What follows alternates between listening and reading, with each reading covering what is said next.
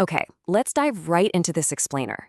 Today, we're going to put on our Kabbalah scholar hats for a bit to decode some literal mystical blueprints of the universe found in the Zohar. Honestly, if you've ever looked around and felt like the underlying structure of reality is this giant puzzle just waiting to be solved, well, you are in the exact right place. We're going to crack open some of the most profound, deeply guarded texts of Jewish mysticism, specifically the Idras and the Idras. We'll explore how these ancient sages mapped out the cosmos and why their discoveries are still incredibly relevant today. So here's our roadmap. We'll cover the assemblies of the Zohar, unveil the Partsufim system, take a look at Christian Kabbalah in the Renaissance, explore the Segula practice at Meron, and wrap up with some daily practice and meditation you can actually use. Let's get to it. Section 1, the assemblies of the Zohar. To really grasp this cosmic architecture, we've got to start with the very human story of the scholars who actually gathered to decode it. Now, there is a massive difference between the two most essential texts we're looking at. The Idra Rabbah, or the Great Assembly, is basically an expansive, open-air masterclass. You've got Rabbi Shimon Bar Yochai and his 9 disciples out in the Galilean hills, mapping the entirety of the Sephirot, the divine emanations. But then, the Idra Zuta, the minor assembly, is a completely different vibe. It is an incredibly intimate, high-stakes gathering, right at Rabbi Shimon's deathbed, with just his 6 remaining disciples.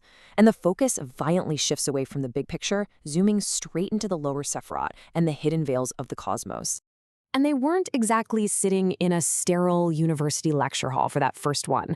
The Idra Rabbah famously takes place in the Field of Holy Apples. Now, if you're a new student, don't picture literal farming here. It's actually a gorgeous Kabbalistic metaphor for the Shekhinah, the feminine divine presence. It paints this vivid picture of a space where the universe is just bursting with divine secrets, totally fragrant and ready to be harvested by anyone who knows how to look. Then you have the Indrazuta, and you've got to imagine this scene.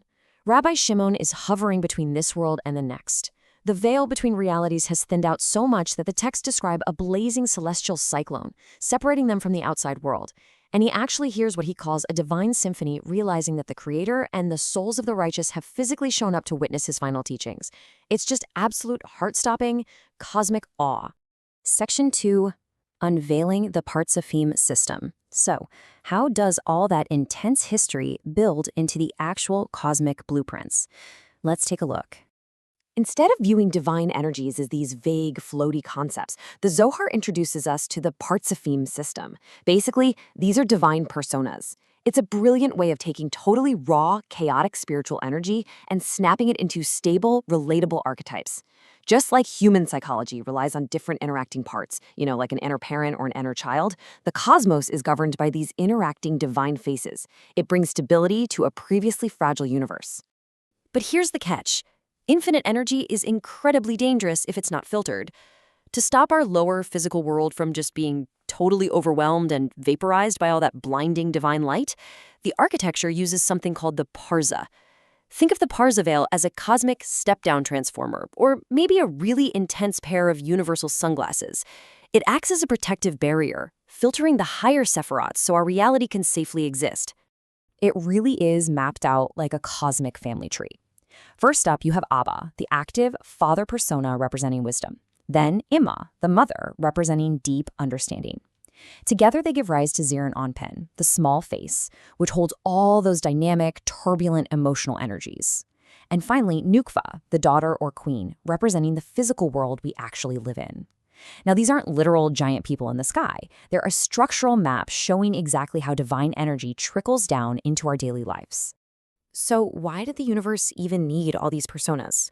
Well, the sources say that originally the universe was built on a single, rigid column of energy, but it just couldn't handle the infinite weight, and it shattered, a massive event known as the shattering of the vessels. Think of it like a catastrophic power surge. To fix this, the universe was rebuilt into 3 harmonious columns: kindness on the right, strength on the left, and compassion right in the center. It's a pretty profound lesson.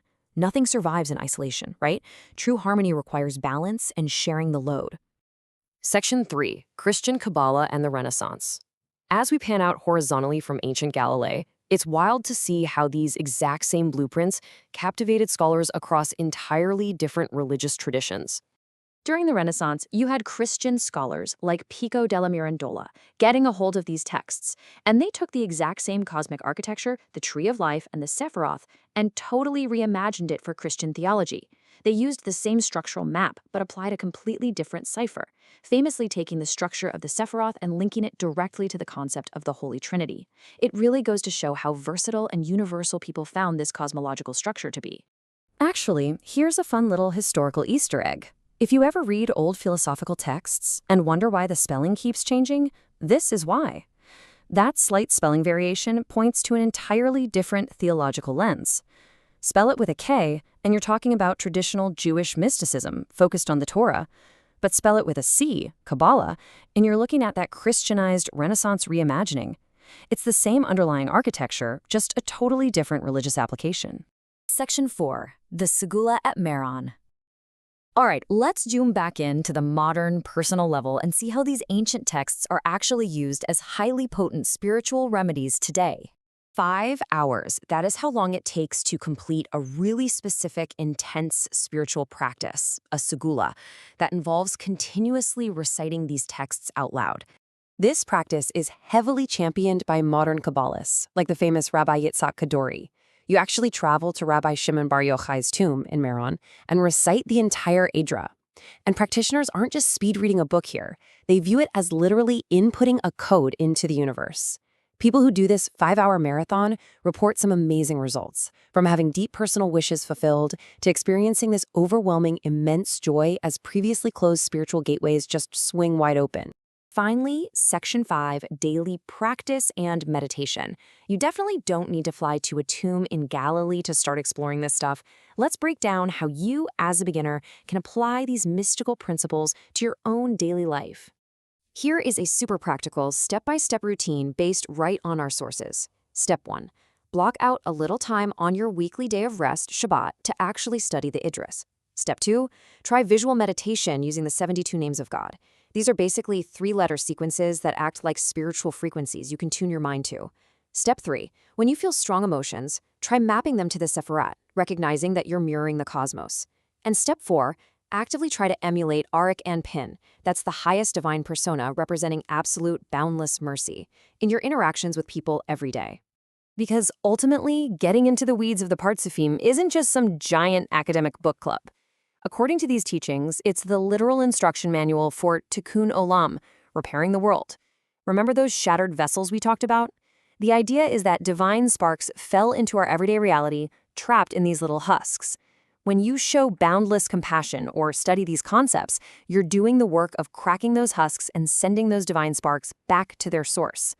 So as we wrap up this explainer, I want you to think about this.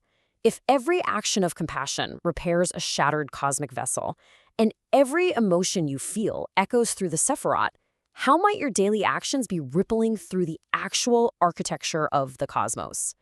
You don't have to be a mystic in a cave to join the music of the spheres. You just have to be willing to listen and to step up. What part of the divine symphony are you playing today?